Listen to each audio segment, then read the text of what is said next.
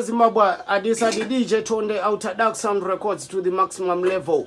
I wanastatikwa na Mr. Founder and Rocker. I was wafara zubata basa kitu yuti. I was mavira vira. Amen.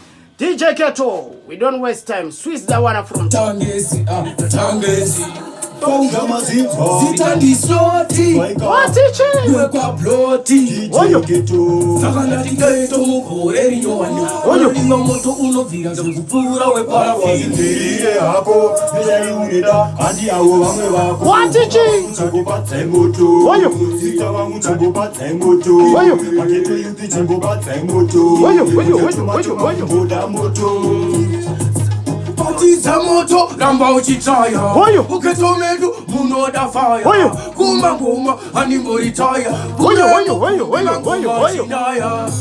Moto mubilo banooneka Shura vese vachishokeka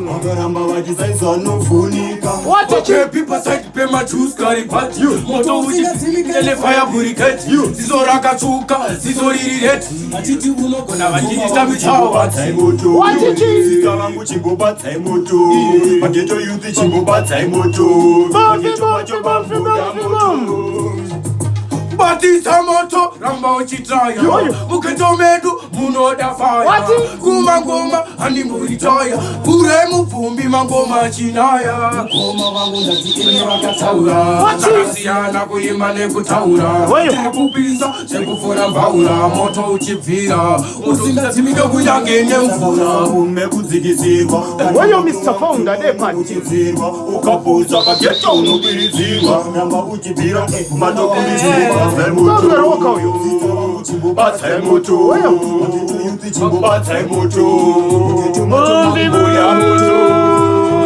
Oyo aye waka muzongo piwe chiri cheseka. A brand new tune coming soon. A mad thing. Yo, Muria Zimbabwe, don't forget to subscribe our YouTube platform here, dude. Dark Sound Records Zim. We depan. Choose guy. Texas Corner Rhythm.